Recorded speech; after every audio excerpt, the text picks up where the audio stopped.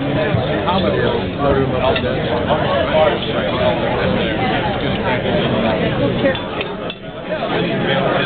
everyone, and welcome to the February edition of the First Friday Book Synopsis. For those of you I didn't get to say hello to, my name is Karl Krayer. It's great to have you with us here in February for our First Friday Book Synopsis. I'd like to give you a brief orientation to what we do here. This is, as we have our count, is likely our second largest crowd that we've ever had in the 11-plus years that we've done the synopsis. I want to welcome especially those of you who are new today, who have not been to one of these synopses, and of course, as always, the regulars who have supported this event for 11 or more years. This is truly a synopsis of two best-selling business books. This is not an editorial review. We do not do criticism of the books. We simply transfer the information to you. It's like an oral Cliff's note that you get in the book. And as I say most months, if you hear something here that does not resonate with your philosophy, values, background, orientation, or whatever, don't kill the messenger. You know, we didn't write these books. We're just telling you what the authors say, and that's all our job is. In your packet, you will find a presentation outline that you can use to follow us as we speak, and also at the back of each of the outlines, you will find a sheet of key quotes that you can read on your own time to get a flavor of the author's language in the book. The purpose of the synopsis has never changed. It is to give you enough of the book that you can fool somebody you read it yourself. And the pact that I make with all of you is that you may use this material any way you wish, and I will never tell anyone you didn't read the book. So that's the pact we make when we come here to this event.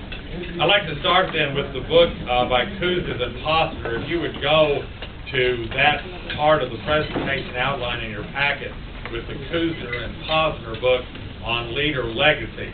How many of you do remember as a kid playing follow the leader on the playground? How many of you remember that game? Did any of you ever turn around while you were leading and no one was following? If that happened to you, that's pretty funny when you're 6 years old, but it's not very funny in business. And it is true, leadership depends upon followership. You can have all the greatest techniques in the world for leadership, and if you don't have followership, it doesn't really matter. And one of the interesting things about this book is the authors talk about the role that leaders are in fact followers. The authors are probably familiar to you. They are well known with bestsellers like Encouraging the Heart and The Leadership Challenge. Many of these have been also accompanied by training materials and packets. And I get a sense when I read this book that I am listening to things that these people have never had a chance to say. I feel like they're getting things kind of off of their chest about leadership and venting a little bit, things that you would not see necessarily in a training type program. They are also business professors. They're at the University of California, Santa Clara, and this is interesting. This is one book written by business prof that has no model in it. That is bizarre.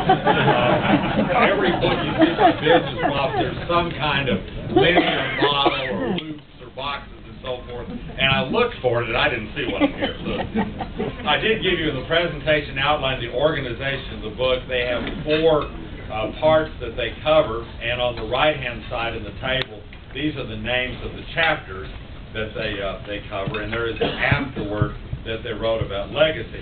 You know, one of the things I enjoy doing in these synopses is reorganizing people's books. And I thought that we ought to know what they talk about in terms of legacy first. So I went to the back of the book and I pulled that up front. And we'll talk for a moment about what legacy is, because they say that it is in fact a continuous process. Each day provides countless chances to make a difference. The chance might come in a private conversation with a direct report or in a meeting with colleagues. It might come over the family dinner table. It might come when you're speaking on a conference on the future of your business, or it might come when you're listening to a friend talk about a current conflict with a peer. There are many moments each day when you can choose to lead, and many moments each day when you can choose to make a difference. Each of those moments serves up the prospect of contributing to a lasting legacy. And in the afterward, they talk about the idea that leadership is, in fact, a choice, and we choose to lead every day. Consistent with servant leadership, they talk about the idea that leading is service. Leading is not about what we gain from others, but about what others gain from us. This means we have to be prepared to sacrifice, to teach, to learn, to remain open to honest feedback, and to never, ever assume that the leader can do it alone.